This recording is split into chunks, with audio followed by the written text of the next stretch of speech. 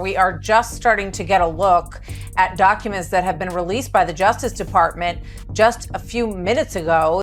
I didn't know much about him. Well, that's just not true. That's an island over a mile away from St. Thomas, the main island. And it's out there and it's isolated. He purchases that, right? Then he owns the jet. But it's very disturbing what Ghislaine says about Meghan, that Meghan was part of that ring. Why else would Virginia Roberts call her as a witness? Why else? Considered a minor for prostitution. I'm going to invoke my Fifth Amendment right.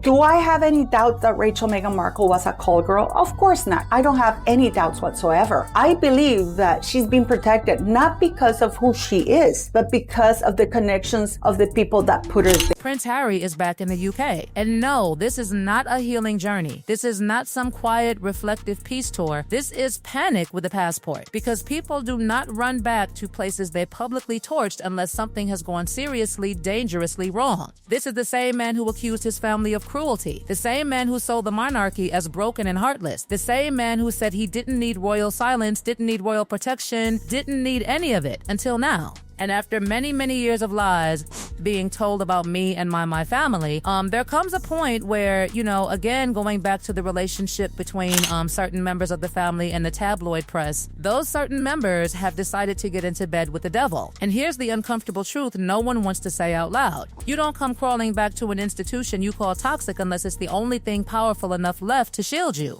This isn't about forgiveness. This isn't about pride. This is about survival. Because whatever is closing in on Harry right now, a California publicist can't spin it. A podcast can't soften it. A glossy press release can't bury it. So why now? Why the sudden sprint back to palace walls he once mocked? Because somewhere far away from Montecito, behind concrete and razor wire, someone stops staying silent. And when silence stops paying, names start getting spoken. Looking back now, her stories have changed so many times about what happens when it happens. There's this new article that came out that reads, Meghan Markle's CV included adult entertainment and entertaining guests for Jeffrey Epstein. Let's talk about the players, because this isn't random. First, Prince Harry, a man who traded institutional power for personal freedom and may now be realizing freedom doesn't protect you when things get ugly. Second, the palace. Cold, ancient, ruthless, but undefeated when it comes to containing scandal. And third, the wild card. The one person with nothing left to lose. Ghislaine Maxwell. So, now we're going to get into the Meghan, the crux of it all. Because there's this new article that came out that reads that Meghan Markle's an entertaining guest for Jeffrey Epstein. Her empire is gone. Her friends are gone. Her future is already written in federal ink. And here's the rule nobody ever says out loud. People stay quiet when silence still benefits them. Maxwell's silence doesn't pay anymore. According to the narrative behind this story, she isn't whispering, she isn't hinting, she's naming names, real ones, together with Prince Andrew. People will be dumb to think that Meghan Markle did not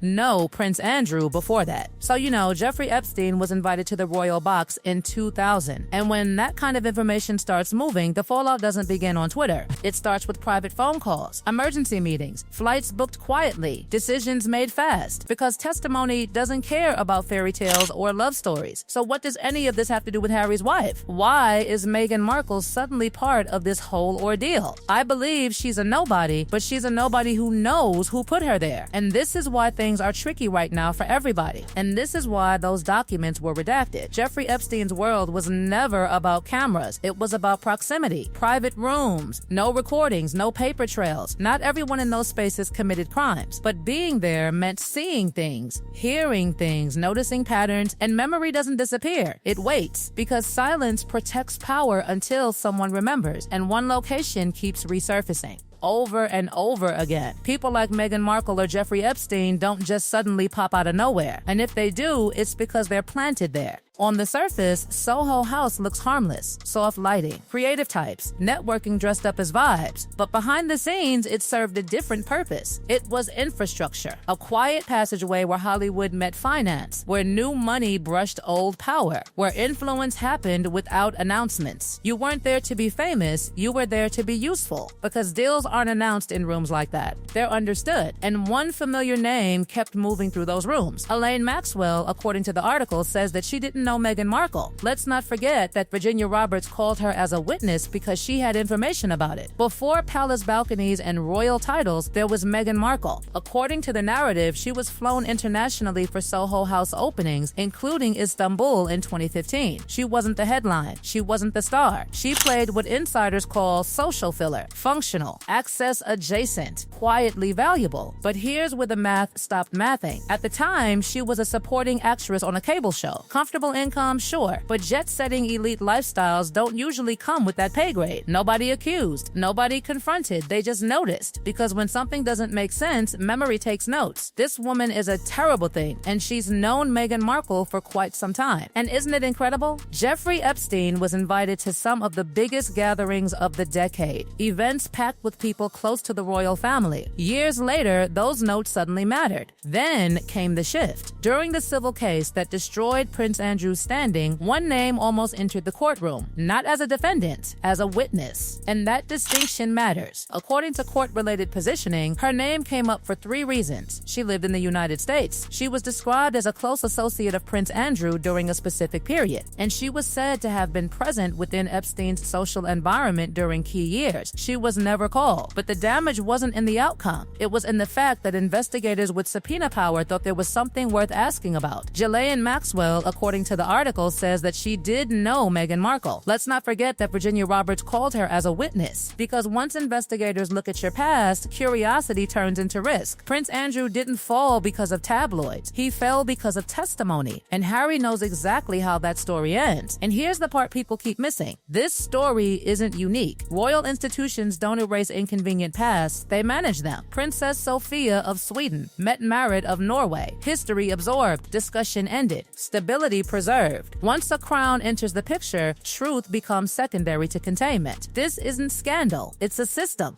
And then comes the detail that made the internet sit straight up. But going back to Meghan Markle, apparently she went by the name Flower, a character name, a persona, someone demure, someone harmless, someone soft. Except this woman has been around the block so many times there's already a trail behind her. And then the internet woke up, timelines stitched together, flight paths highlighted, old photos resurfaced with new captions, TikToks layered with ominous music, tweets that start with "I'm not saying but," memes doing what tabloids can't, fast, messy, relentless. One clip loops everywhere, another screenshot refuses to disappear. Would you believe her if you saw that clip? Comment below, because once the crowd starts asking questions, they don't stop. This puts Meghan in a very, very bad light, because if it is all true, and this is where everything shifts, because now it's not just gossip. Brands don't like proximity to risk. Hollywood hates unpredictability. Institutions panic when testimony enters the chat. Deals stall. Invitations disappear. Phones go quiet. And Harry knows this playbook. Because once sworn statements begin, there is no PR strategy strong enough to shove the genie back into the bottle. That's when panic stops being dramatic and starts being logical. Press is trying to pave the way back for Meghan Markle, almost like Fergie to come back. But Ghislaine revelations put Meghan in a very, very bad light, because if it is all true, Meghan Markle is way worse than we thought. So zoom out. This isn't about jealousy or hate or tabloids being cruel. It's about proximity. Who was in the room? Who stayed silent? And how long silence was allowed to protect power? Because credibility doesn't collapse all at once. It fractures quietly.